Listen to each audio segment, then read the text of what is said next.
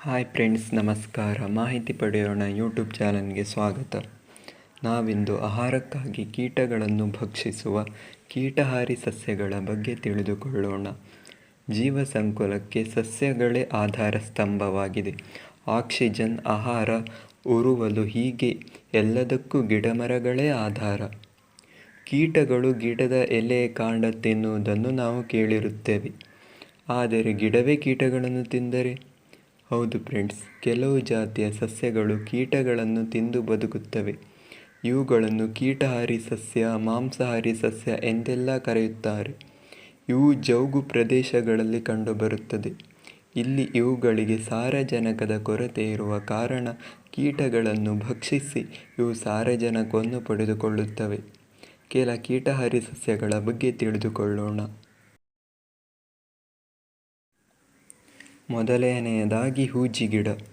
ಈ ಹೂಜಿಗಿಡ ಹೆಚ್ಚಾಗಿ ಚೀನಾ, ಮಲೇಷಿಯಾಗಳಲ್ಲಿ ಕಂಡುಬರುತ್ತದೆ.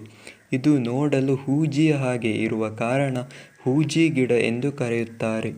ಈ ಹೂಜಿಯ ಮೇಲಿನ ನಳಿಕೆಯು ಬಣ್ಣಗಳಿಂದ ಕೂಡಿದ್ದು ಕೀಟಗಳನ್ನು ಆಕರ್ಷಿಸುತ್ತದೆ. ಹಾಗೂ ಈ ಹೂಜಿಯ ಒಳಗೆ ಅಂಟುದ್ರವವಿರುತ್ತದೆ. ಬಣ್ಣಕ್ಕೆ ಆಕರ್ಷಣೆಗೆ ಒಳಗಾಗಿ ಈ ಹೂಜಿಯ ಮೇಲೆ ಕೂರುವ ಕೀಟವು ಅದರ ಮೇಲ್ಭಾಗ ನುಣುಪಾಗಿರುವ ಕಾರಣ ಜಾರಿ ಹೂಜಿಯೊಳಗಿನ ದ್ರವದಲ್ಲಿ ಬೀಳುತ್ತವೆ. ಮತ್ತೆ ಮೇಲೇರಲು ಇವುಗಳಿಗೆ ಸಾಧ್ಯವಾಗುವುದಿಲ್ಲ. ನಂತರ ಈ ಗಿಡವು ಆ ಕೀಟವನ್ನು ಕಿಣ್ವಗಳ ಸಹಾಯದಿಂದ ಜೀರ್ಣಿಸಿಕೊಳ್ಳುತ್ತದೆ. ನೊಣದ ಬೋನು. ಈ ಗಿಡ ನೋಡಲು ಬಾಯಿ ತೆರೆದ ರಾಕ್ಷಸನ ಹಾಗೆ ಕಾಣಿಸುತ್ತದೆ. ಈ ಗಿಡದ ಎಲೆಯು ಬಣ್ಣಗಳಿಂದ ಕೂಡಿದ್ದು ಎಲೆಯ ಅಂಚಿನಲ್ಲಿ ಮುಳ್ಳಿನ ರೀತಿಯ ರಚನೆಯನ್ನು ಹೊಂದಿರುತ್ತದೆ.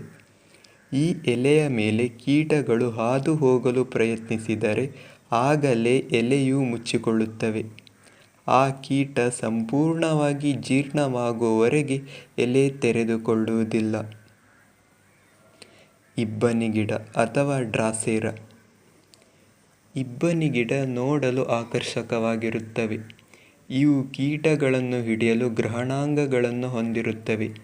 ಹಾಗೂ ಇವುಗಳ ತುದಿಯಲ್ಲಿ ಇಬ್ಬನಿಯ ರೀತಿಯ ಅಂಟುದ್ರವವು ಉತ್ಪತ್ತಿ ಮಾಡುತ್ತವೆ. ಈ ರಚನೆಗೆ ಆಕರ್ಷಣೆಗೊಳಗಾಗಿ ಬರುವ ಕೀಟಗಳು ಇವುಗಳ ಮೇಲೆ ಕುಳಿತ ತಕ್ಷಣ ಅಂಟುದ್ರವ ಇವನ್ನು ಹಿಡಿದಿಟ್ಟುಕೊಳ್ಳುತ್ತವೆ. ಹಾಗೂ ಸುತ್ತಲಿನ ಗ್ರಹಣಾಂಗಗಳು ಇವು ಹಾರಿ ಹೋಗದಂತೆ ಹಿಡಿದುಕೊಳ್ಳುತ್ತವೆ. ಬಿಬ್ಲಿಸ್. ಬಿಬ್ಲಿಸ್ ಸಸ್ಯವು ಸಹ ನೋಡಲು ಆಕರ್ಷಕವಾಗಿರುತ್ತವೆ. ಈ ಗಿಡವು ನೀಲಿ ಬಣ್ಣದ ಹೂ ಬಿಡುತ್ತವೆ. ಇವುಗಳು ಗಿಡದಿಂದ ಕವಲುಗಳ ರೀತಿಯ ರಚನೆಯನ್ನು ಹೊಂದುತ್ತವೆ.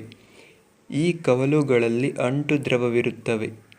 ಈ ಗಿಡಕ್ಕೆ ಆಕರ್ಷಿತಗೊಂಡು ಆ ಅಂಟುದ್ರವದ ಮೇಲೆ ಕೂರುವ ಕೀಟಗಳು ತಪ್ಪಿಸಿಕೊಳ್ಳಲಾಗದೆ ಇವುಗಳಿಗೆ ಆಹಾರವಾಗುತ್ತವೆ. ಈ ಸಸ್ಯವು ಆಸ್ಟ್ರೇಲಿಯಾದ ಉತ್ತರ ಹಾಗೂ ಪಶ್ಚಿಮ ಭಾಗಗಳಲ್ಲಿ ಸಾಮಾನ್ಯವಾಗಿ ಕಂಡುಬರುತ್ತವೆ. Cobra lily. ಕೋಬ್ರಾ ಲಿಲ್ಲಿ ಕ್ಯಾಲಿಫೋರ್ನಿಯಾದಲ್ಲಿ ಕಂಡುಬರುತ್ತದೆ. ಈ ಸಸ್ಯವು ಸುವಾಸನೆಯನ್ನು ಪಸರಿಸುತ್ತದೆ. ಈ ಸುವಾಸನೆ ಕೀಟಗಳನ್ನು ಆಕರ್ಷಿಸುತ್ತದೆ. ಈ ಸಸ್ಯದ ಒಳಗೆ ಹಲವು ರಂಧ್ರಗಳಿರುತ್ತವೆ. ಸುವಾಸನೆಗೆ ಆಕರ್ಷಿತವಾಗಿ ಬರುವ ಕೀಟವು ರಂಧ್ರಗಳನ್ನು ನೋಡಿ ಹೊರಗೆ ಬರಬಹುದು ಎಂಬ ಭ್ರಮೆಯಲ್ಲಿ ಒಳಗೆ ಹೋಗುತ್ತವೆ. ಆದರೆ ಒಮ್ಮೆ ಒಳಗೆ ಹೋದರೆ ಇವುಗಳಿಗೆ ಹೊರಬರಲು ಸಾಧ್ಯವಾಗುವುದಿಲ್ಲ. ಅವು ಅಲ್ಲಿ ಜಾರಿ ಕೆಳಗೆ ಹೋಗುತ್ತವೆ.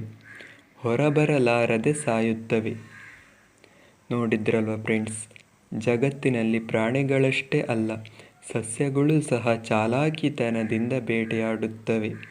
ಇಂತಹ ಹೆಚ್ಚಿನ ಮಾಹಿತಿಗಾಗಿ ಮಾಹಿತಿ ಪಡೆಯಿರಿ ಯೂಟ್ಯೂಬ್ ಚಾನಲ್ಗೆ ಸಬ್ಸ್ಕ್ರೈಬ್ ಆಗಿ. ಮಾಹಿತಿ ಪಡೆಯೋಣ, ಇತರರಿಗೂ ಹಂಚೋಣ. ಇಷ್ಟ ಆಗಿದ್ದರೆ ಲೈಕ್ ಮಾಡಲಿಕ್ಕೆ ಮರೆಯದಿರಿ ಫ್ರೆಂಡ್ಸ್. Thank you friends.